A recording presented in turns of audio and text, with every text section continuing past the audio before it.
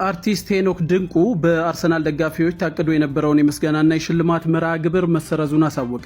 ታዋቂው አርቲስትና የአርሰናል እግር ኳስ ክለብ ደጋፊ ሄኖክ ድንቁ በእሁድ ዕለት በ4 ኪሎ ዘመን ሲኒማ ሊካሄድ ታቅዶ የነበረው የክለቡን የዋንጫ ድል ማክበሪያና የማሊያ ስጦታ መርሃ ግብር መሰረዙን አስታውቋል። አርቲስቱ ውሳኔውን ያስተላለፈው በኢትዮጵያ ኦርቶዶክስ ተዋሕዶ ቤተክርስቲያን ላይ በደረሰው የሐዘን ወቅትና የሀገራዊ ሁኔታ ከግምት በማስገባት ነው። ይህ አሳዛኝ ክስተት ተከትሎ ከደስታ መግለጫ ይልቅ ለቤተ ክርስቲያን ለተጎጂ ወገኖች አክብሮት ማሳየት ተገቢ መሆኑን በመግለጽ ፕሮግራሙ መሰረዙን ገልጿል። በዚሁ መሰረት ቀደም ብሎ በቴሌብር አማካኝነት ትኬት የቆረጡ ደጋፊዎች ክፍያ ማረጋገጫ ስክሪንሾት በመያዝ በቴሌግራም አድራሻቸውን በመላክ ተመላሽ እንዲያደርጉ ጥሪ ቀርቧል። አርቲስት ሄኖክ ድንቁ ለተፈጠረው መስተጓጎል አክብሮት በመስጠት ሁሉም ደጋፊዎች መረጃውን ለሌሎች እንዲያጋሩ ጠይቋል።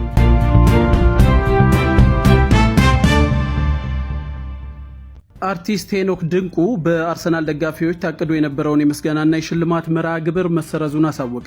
ታዋቂው አርቲስትና የአርሰናል እግር ኳስ ክለብ ደጋፊ ሄኖክ ድንቁ በእሁድ ዕለት በ4 ኪሎ ዘመን ሲኒማ ሊካሄድ ታቅዶ የነበረው የክለቡን የዋንጫ ድል ማክበሪያና የማሊያ ስጦታ መርሃ ግብር መሰረዙን አስታውቋል። አርቲስቱ ውሳኔውን ያስተላለፈው በኢትዮጵያ ኦርቶዶክስ ተዋሕዶ ቤተክርስቲያን ላይ በደረሰው የሐዘን ወቅትና የሀገራዊ ሁኔታ ከግምት በማስገባት ነው። ይህ አሳዛኝ ክስተት ተከትሎ ከደስታ መግለጫ ይልቅ ለቤተ ክርስቲያን ለተጎጂ ወገኖች አክብሮት ማሳየት ተገቢ መሆኑን በመግለጽ ፕሮግራሙ መሰረዙን ገልጿል። በዚሁ መሰረት ቀደም ብሎ በቴሌብር አማካኝነት ትኬት የቆረጡ ደጋፊዎች ክፍያ ማረጋገጫ ስክሪንሾት በመያዝ በቴሌግራም አድራሻቸውን በመላክ ተመላሽ እንዲያደርጉ ጥሪ ቀርቧል። አርቲስት ሄኖክ ድንቁ ለተፈጠረው መስተጓጎል አክብሮት በመስጠት ሁሉም ደጋፊዎች መረጃውን ለሌሎች እንዲያጋሩ ጠይቋል።